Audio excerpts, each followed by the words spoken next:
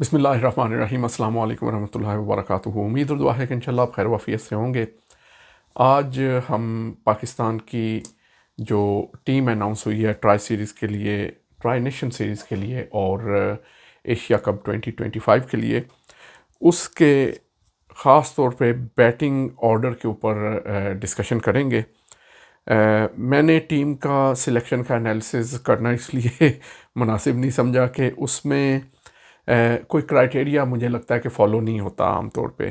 Criteria Pakistan की team selection का यही होता है कि 2 चेयरमैन के बंदे, 2 पॉलिटिकल भर्तियाँ, 3 परफॉर्मेंस पे, एक कोच का, 2-3 कैप्टन के और ये वो। तो उसके ऊपर फिर ना एनालिसिस हो नहीं सकता।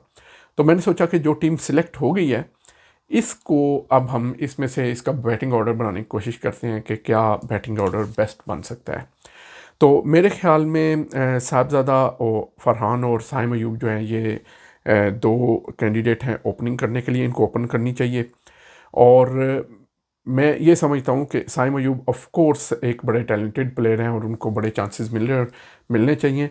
साहबज़ादा फ़रहान को भी कंसिस्टेंट टूर्नामेंट्स के अंदर और ट्राई सीरीज़ वगैरह इस तरह की चीज़ों के अंदर, जो बायलैटरल सीरीज़ नहीं है, इसके अंदर प्रेफर्ड ओपनर के तौर पे खिलाना चाहिए, क्योंकि जितना उन्होंने कर दिया है इससे ज़्यादा किसी और ने किया नहीं। यानी 4 सेंचुरीज़ एक सीज़न में उन्होंने बनाई हैं T20 की। डोमेस्टिक खेलते हैं, 4 रोज़ा खेलते हैं, वनडे खेलते हैं, T20 खेलते हैं, और फिर उन्होंने अपने स्ट्राइक रेट को भी बड़ा इम्प्रूव किया है। तो उनको एक प्रॉपर उनकी जगह पे चांस नहीं बल्कि एज ए रेगुलर ओपनर कुछ ऐसा खिलाना चाहिए। चूँकि सिलेक्शन के अंदर मौजूद फ़खर जमान हमारे एक मंजे हुए एक्सपीरियंस्ड ओपनर मौजूद है, तो इसलिए मुझे डर है कि कहीं ये वाला ओपनिंग पेयर जो मैं सजेस्ट कर रहा हूँ इसको कंप्रोमाइज़ ना किया जाए। फ़खर जमान जो हैं वो चौथे नंबर पर खेलते रहे हैं बाबर आजम की कैप्टनसी में, और उसमें उन्होंने कुछ इनिंग्स अच्छी भी खेली हैं। तो मेरा ख्याल है कि उनको नीचे खिलाया जा सकता है चौथे नंबर पर ही। मेरे ख्याल में फ़खर ज़मान को चौथे पर और आगा सलमान को तीसरे पर खेलना चाहिए। आगा सलमान मैं तीसरे पर इसलिए कह रहा हूँ कि आगा जो हैं वो उस तरह के एक्सप्लोसिव बैटर नहीं है कि आते साथ ही पहली बॉल पे वो मारना शुरू कर दें। तो अगर ओपनर्स लंबी बारी ले गए और उसके बाद तीसरे नंबर पे फ़खर आके लंबी बारी ले गए, तो फिर आगा की बैटिंग आएगी नहीं। यानी 10वें ओवर के बाद आगा का पिच पे आना बनता नहीं है, गिवन डैट के पाकिस्तान के पास उसके बाद कुछ हार्ड हिटिंग बैट्समैन मौजूद हैं। तो आगा 3 पे खेलें, फ़खर 4 पे, हसन नवाज़ 5 पे। मुझे एक चीज़ हसन की और मौजूदा मैनेजमेंट की ये अच्छी लगी है कि वो हसन नवाज़ को आसफ़ अली की तरह ट्रीट नहीं कर रहे। आसफ़ अली को हमने इस तरह से ट्रीट किया और ग्रूम नहीं किया कि उनको सिर्फ हमने छक्के मारने के लिए रखा है और उनको 2 से 3 ओवर देते थे।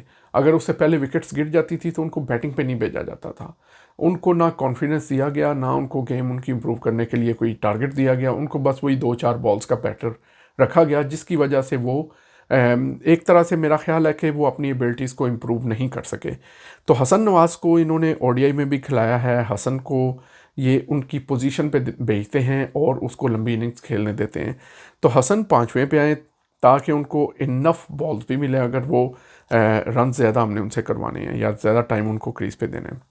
हसन के बाद ये हो गए हमारे 5 बैटर। अब उसके बाद आते हैं विकेट कीपर। वो मोहम्मद हारिस, एक ही विकेट कीपर के साथ हम जा रहे हैं, तो नंबर 6 पे मोहम्मद हारिस जो हैं उनको खिलाएं। हारिस जो है वो अपने टैलेंट के साथ भी जस्टिफिकेशन नहीं करते और अपनी सिलेक्शन के साथ भी एक आध इनिंग्स खेल लेते हैं और उसके बाद फिर वही उनकी इमेच्योर शॉट्स जो हैं वो ही टेक्स बेटर ऑफ हिम।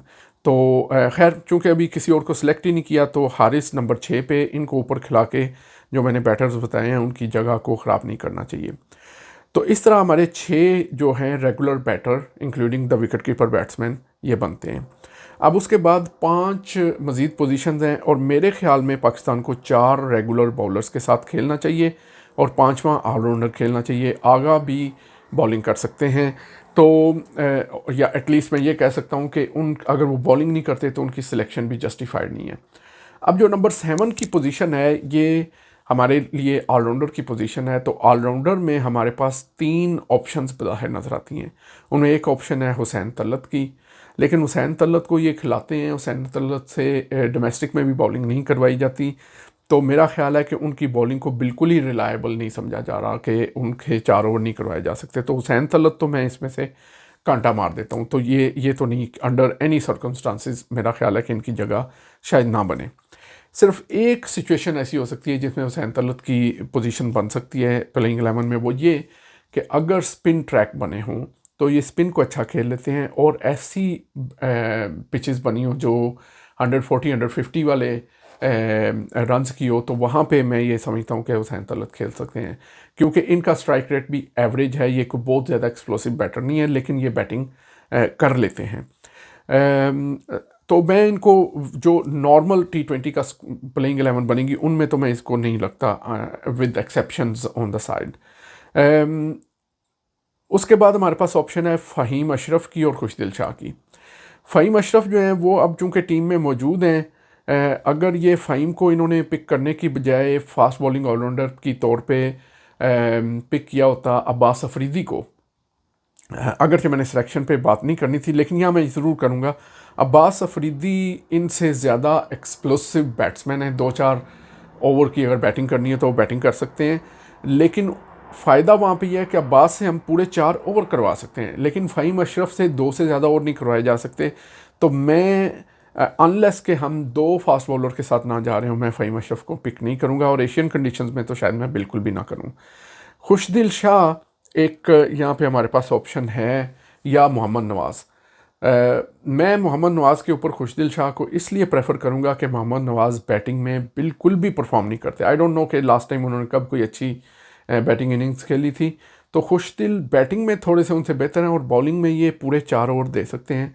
तो एशियन कंडीशंस में मेरा ख्याल है कि खुशदिल शाह हमारे नंबर 7 के बैटर हैं।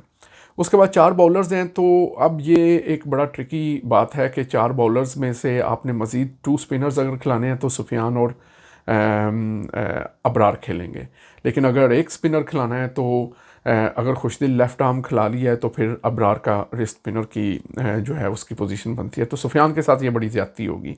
तो फिर 3 फास्ट बॉलर्स जो हैं हमारे पास बहुत सारी ऑप्शंस हैं, उसमें शाहीन है, सलमान हैं, इन दोनों में से एक खिलाया जा सकता है।